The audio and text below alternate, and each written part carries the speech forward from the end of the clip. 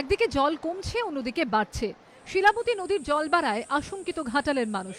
অন্যদিকে কংসাবতীর জলস্তর কমায় কিছুটা স্বস্তিতে ঝাড়গ্রামবাসী। শিলাবতী নদীর বাঁধ ভাঙায় নতুন করে প্লাবিত পশ্চিম মেদিনীপুরের ঘাটাল।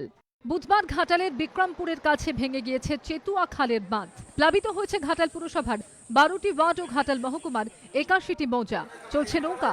জল ঢুকে গিয়েছে ঘাটাল মহকুমা হাসপাতাল, মহকুমা আদালত থেকে থানা, বিডিও অফিস, স্কুল, কলেজে। সব মিলিয়ে ঘাটালের সঙ্গে জেলার বাকি অংশের যোগাযোগ পুরোপুরি বিচ্ছিন্ন। দাসপুর 2 নম্বর ব্লকের 6টি গ্রাম পঞ্চায়েতের বেশ কয়েকটি গ্রামও জলমগ্ন।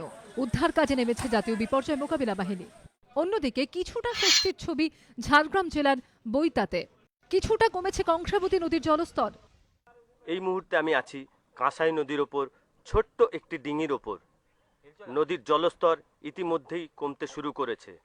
এক নাগাড়ে টানা কয়েকদিনের বৃষ্টি এবং বিভিন্ন ব্যারেজ থেকে জল ছাড়ার ফলে নদীর জলস্তর যথেষ্টই বেড়ে গিয়েছিল। ফলে আশঙ্কা দেখা দিয়েছিল বন্যার। আর যখন নদীর জল নেমে যাচ্ছে তখনই ধাস নিচ্ছে নদী, রাতে ঘুম হচ্ছে না, বাই চান্স ধাস নিতে পারে। এই কারণে আতঙ্কে আছি আমরা এখন।